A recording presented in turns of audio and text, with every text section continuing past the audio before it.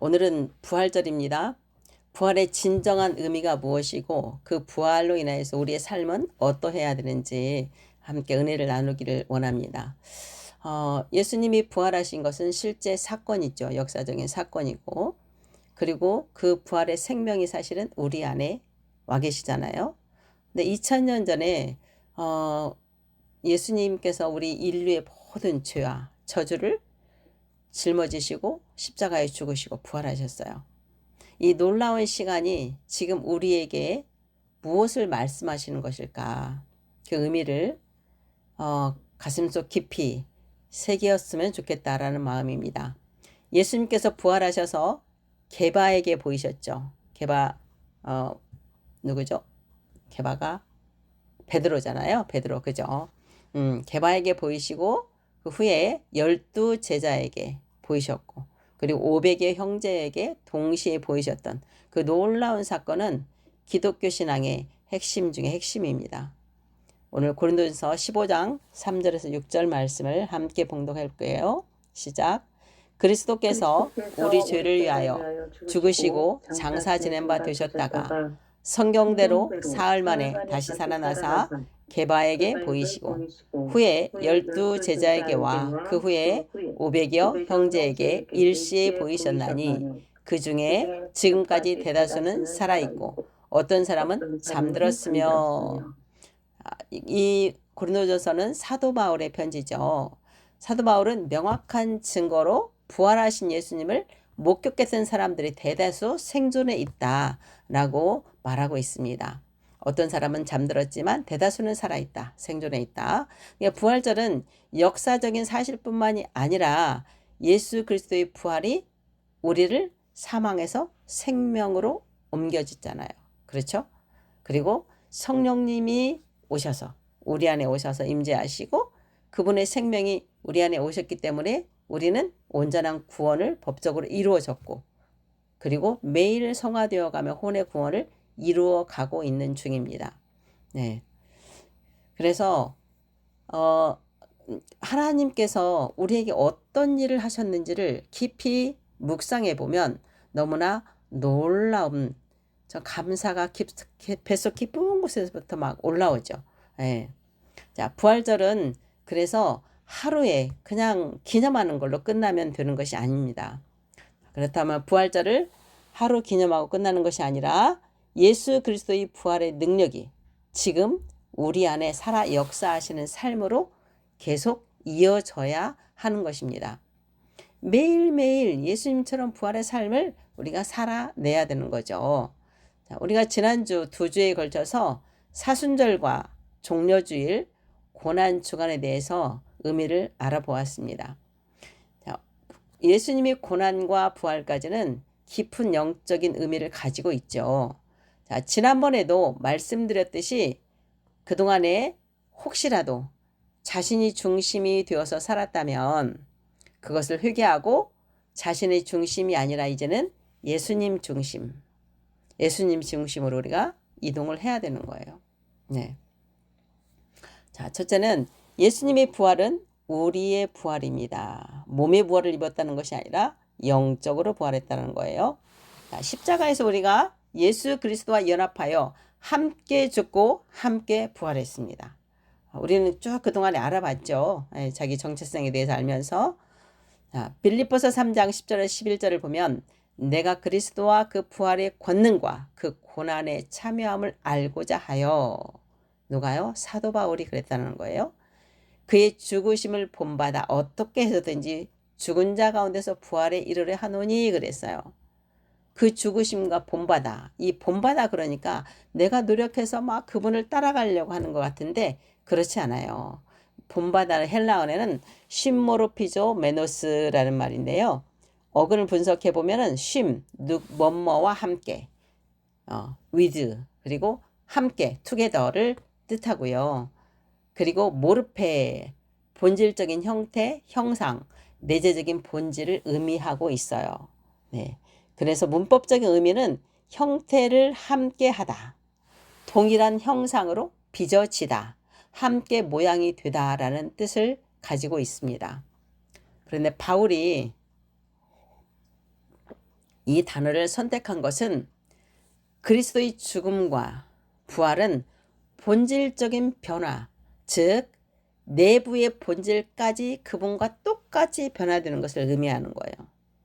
바울은 삼층천까지 가서 하나님께 그 놀라운 이루 헤아릴 수 없는 계시를 다 받고 온 사람이잖아요. 그래서 누구보다도 잘 알아요. 네. 즉 그리스도의 죽음이 내 안에서 나의 옛 자아를 죽이고 그리스도의 생명으로 다시 빚어지는 새 생명으로 재탄생했다는 의미예요.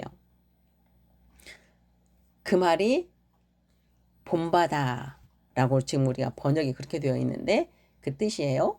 바울은 내가 그리스도를 닮으려고 노력하는 수준이 아니라 내가 노력해서 하는 것이 아니라 그리스도께서 죽으셨고 그 죽음의 사건 속으로 내가 함께 동일시되어 들어가서 그분과 하나 되었다라는 것을 말하고 있는 거예요. 그분과 하나가 되었다. 그리스도가 죽으셨을 때 나도 함께 죽고 그분이 부활했을 때 나도 그 부활의 생명에 참여한다는 신비적인 연합을 나타내는 거예요. 너무 신비스럽지 않나요? 어떻게 내가 예수님과 연합해서 하나가 됐을까? 이것을 묵상해 보면요. 어떻게 이렇게 됐지? 아주 신비할 수밖에 없어요. 네. 이것은 바울이 평생을 바쳐서 추구했던 삶의 목적이었어요. 우리가 바로 이러한 삶을 살아야 되는 거예요. 네. 두 번째는 십자가의 두 가지 측면이 있어요. 앞과 뒤죠. 십자가의 앞에는 죽음이라는 게 있지만 뒤에는 부활이 있어요. 부활이. 예수님께서 십자가에서 죽으실 때 그러면 무엇을 이루셨을까? 첫째는 우리의 죄를 대속하셨습니다. 우리가 마땅히 받아야 할 형벌을 예수님께서 대신 짊어지신 거예요.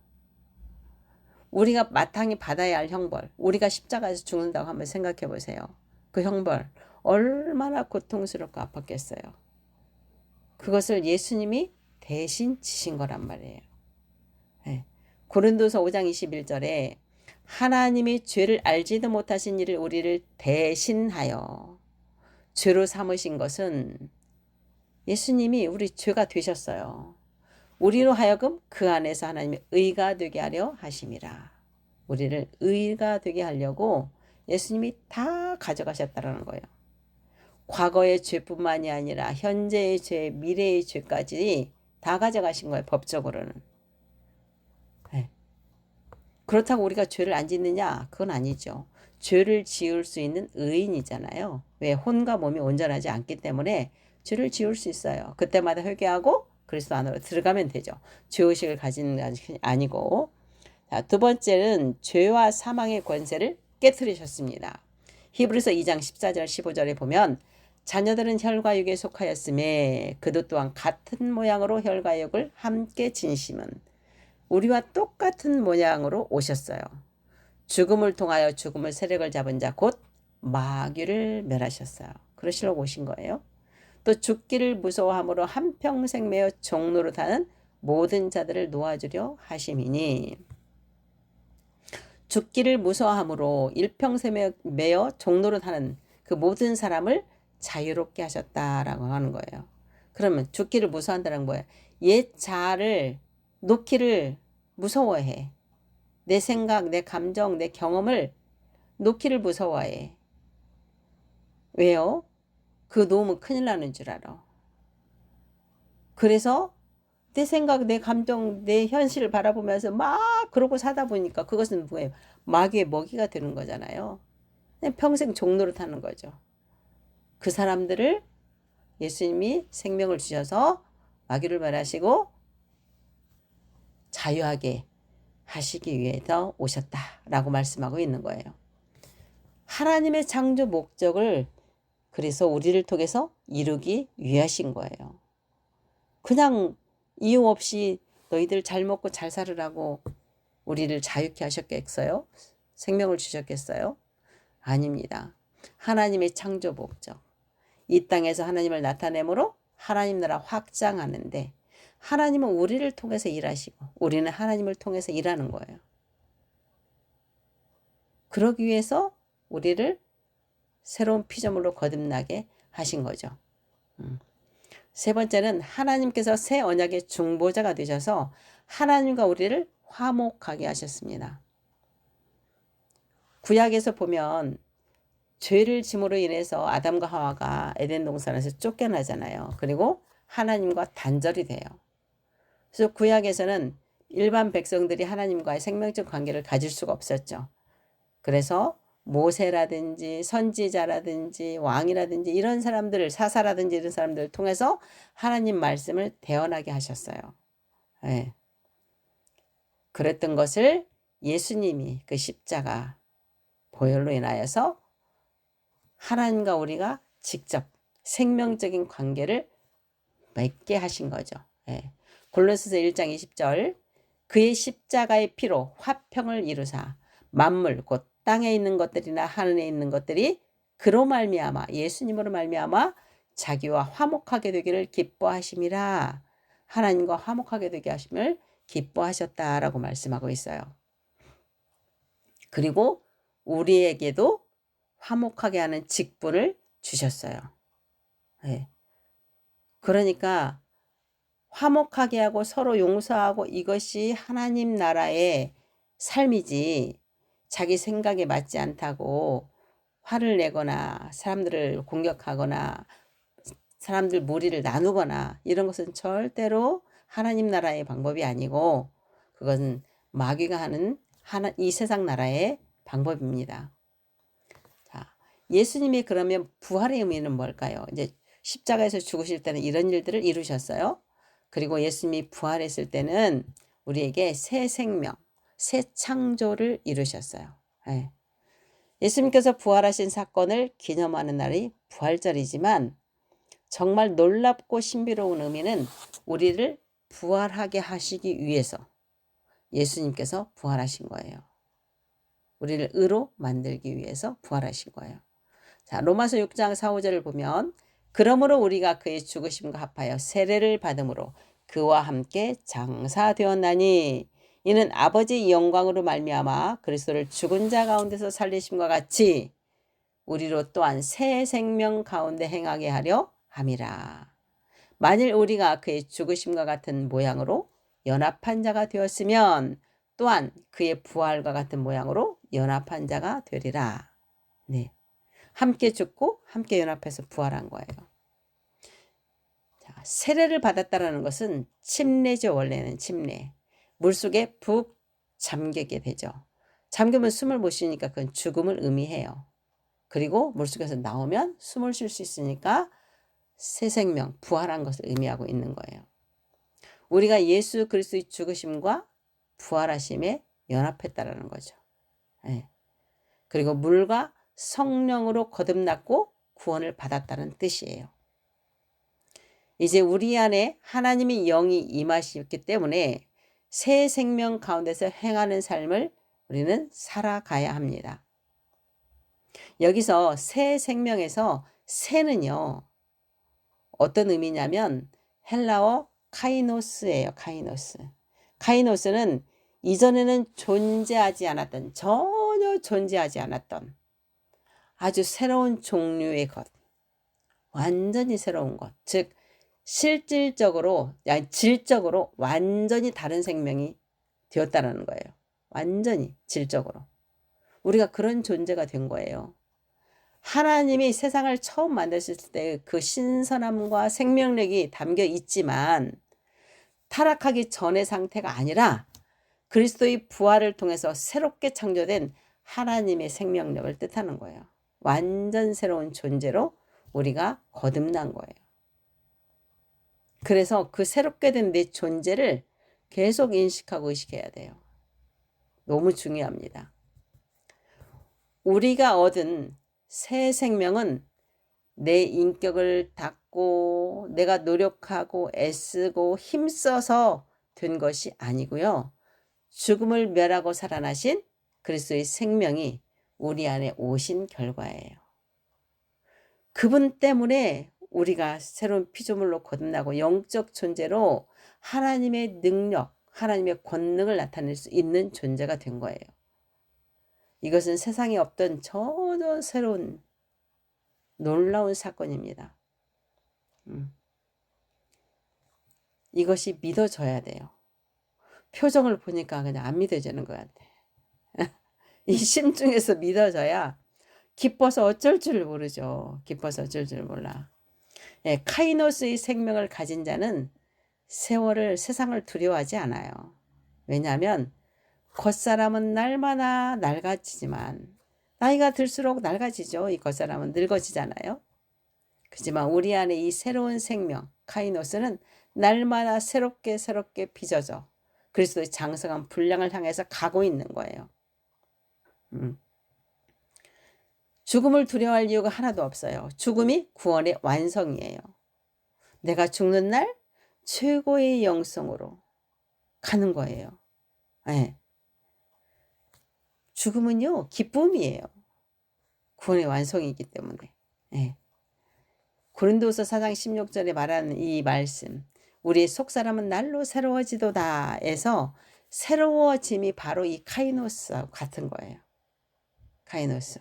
네. 세 번째는 부활 후 40일. 죄와 사망 권세를 이기시고 부활하신 예수님과 연합한 우리는 예수님처럼 부활의 몸을 입게 될 거예요. 언제? 예수님이 재림했을 때. 믿음의 선한 싸움을 살아가면서 자기를 부인하고 자기 십자가를 지며 끝까지 우리는 혼의 구원을 이루어 가야 되겠죠? 그래야 예수님이 재림 시 몸의 부활을 입고 영생을 누리게 될 것입니다. 상상 한번 해보세요. 얼마나 좋은 세상인지.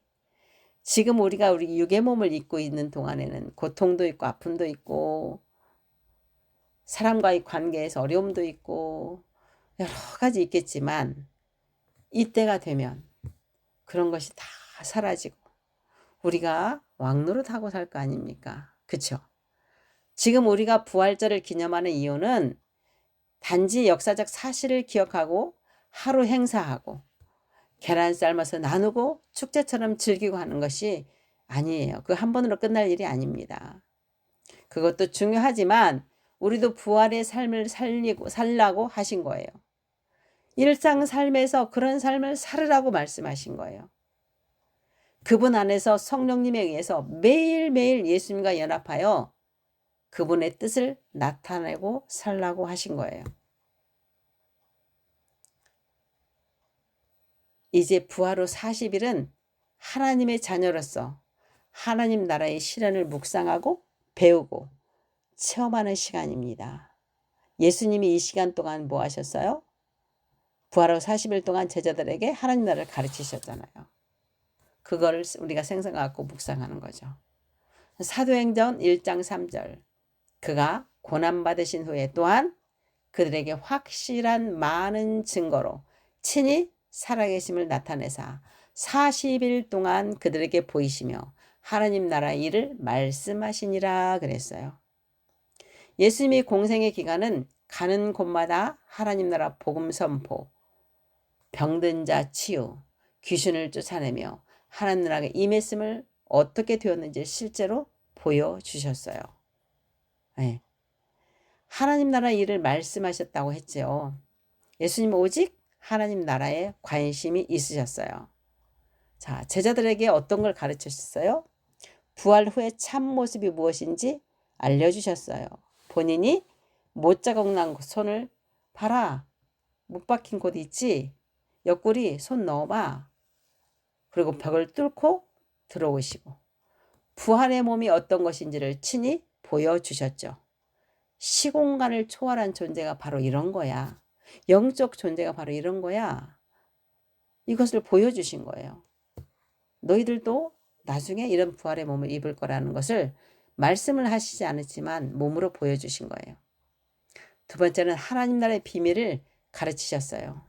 하나님의 통치가 무엇인지 가르치셨어요.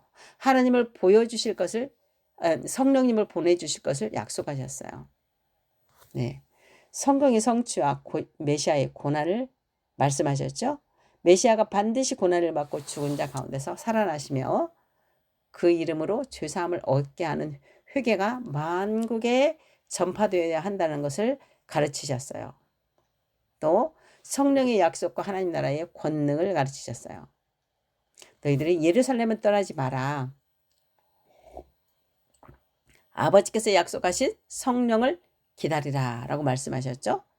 이는 성령이 임하시면 제자들에게 권능을 받고 땅끝까지 이르러 하나님 나라의 증인이 될 것이라는 것을 말씀하신 것입니다. 또 하나님의 통치와 사명에 대해서 말씀하셨어요. 아버지께서 나를 보내신 것 같이 나도 너희를 보내노라 말씀하시면서 죄를 사하거나 그대로 두는 권세를 제자들에게 위임하셨어요. 복음 전파의 권세를. 이는 하나님 나라의 다스림이 이제 제자들을 통해서 세상 가운데 펼쳐질 것임을 말씀하고 있었던 거예요. 그래서 마태복음 28장 19절 20절에는 우리 모든 자에게 대위임령을 말씀하셨죠. 그러므로 너희는 가서 모든 민족을 제자로 삼아 아버지와 아들과 성령의 이름으로 세례를 베풀고 내가 너에게 분부한 모든 것을 가르쳐 지키게 하라. 볼지어다 내가 세상 끝날까지 너희와 항상 함께 있으리라 하시니라. 네, 이렇게 우리에게 위임령을 말씀하시고 또 제자들을 회복시키시고 사랑의 관계에 대해서 말씀하셨어요. 베드로를 찾아와서 세 번의 사랑의 고백을 받으시잖아요. 네가 나를 사랑하느냐? 예수님은 그 아가파 사랑으로 말하는데 베드로는 필레오 사랑으로 말하고 있죠. 그리고 내 양을 먹이라고 하신 사건. 네. 하나님 나라의 공동체가 무엇을 바탕으로 세워져야 하는지를 가르치셨어요. 우리에게 복음을 전파하라는 사명을 주시고 그리고 승천을 하셨습니다. 우리가 복음을 전한다는 것은 마귀의 통치 안에 있는 사람들을 다시 하나님의 통치 안으로 회복시킨다는 뜻이죠.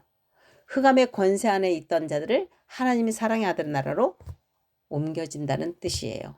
네.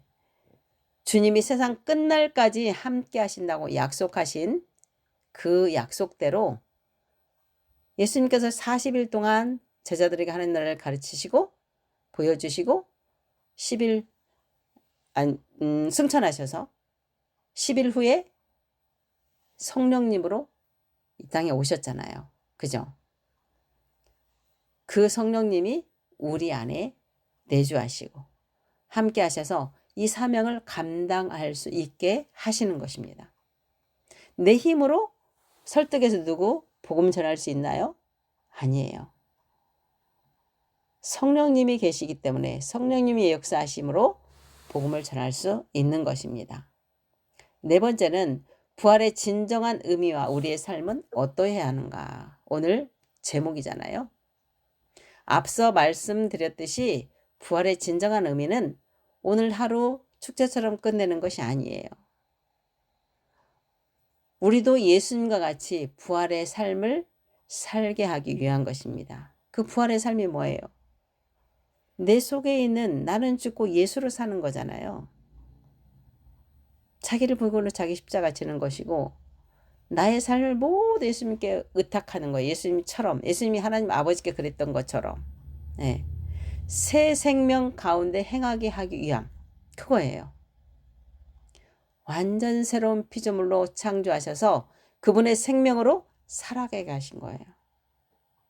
이제 더 이상 내 먹고 사는 거, 내 자식 잘 되는 거 이것에 집중하는 것이 아니라 하나님을 나타내는 거, 예수님의 사랑을 나타내는 거, 예수님의 능력과 탁월함을 나타내는 거, 예수님의 권능을 나타내는 거 여기에 초점을 둘 때에 하나님은 내게 필요한 것을 다 아시기 때문에 다 이루어 주시는 거예요.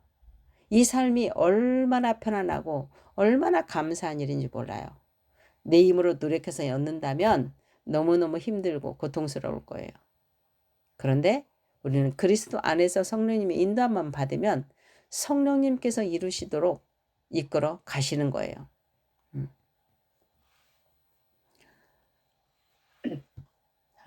그렇다면 오늘 하루만 감사함의 행사로 끝날 것이 아니라 매일의 삶이 그리스도 안에서 그분과 연합하여 그분을 나타내는 삶을 사십시오. 이것이 우리가 새 생명을 주신 하나님의 창조 목적에 맞게 살아가는 것입니다. 그리스도 안에서 성령의 인도함을 받는 삶, 우리 일상 삶이 예배가 되고 복음이 되는 삶, 이것이 하나님의 창조 목적을 이루는 삶이고 주님이 기뻐하시는 삶입니다. 네. 직장에서 우리 집사님을 보면서 와, 집사님을 보니까 나 교회 가고 싶어. 이것이 하나님을 나타내는 거예요. 이게 복음이 삶으로 복음을 나타내는 거예요. 어떤 기자가 그런 고백을 했어요. 미국에 특파원으로 나갔는데 특파원으로 나가니까 3명 기자만 같이 있다는 거예요. 사무실에. 근데 그 중에 장로님 한 분이 계셨는데 그 장로님을 볼 때마다 얼굴에 빛이 나더라는 거예요. 그리고 그 말하는 거며 품격이나 이런 게 너무 아름답고 너무 본받고 싶고 너무 좋더라는 거죠. 그런데 아내가 교회 가자 교회에 따라갔을 때는 예배 끝나고 나오면서 목사님 설교 비판하고 그래 다시는 안 가겠다고 하고 이랬던 사람이 자기도 모르게 선배님 이번 주 나 선배님 따라서 교회 가도 돼요? 라고 얘기했다라는 거예요. 그 주에 가서 하나님을 만나고 지금은 장로님이 되어서 아주 영향력 있게 큰 일을 하시더라고요. 그게 바로 우리의 모습이어야 됩니다. 사랑하는 하누리 가족 여러분, 모두가 그리스도 안에서 성령님의 인도함을 받아서 일상 삶에서 예배가 되고 복음이 되는 삶을 우리는 반드시 살게 될 것입니다. 그렇게 살기를 예수 이름으로 축복합니다. 아멘.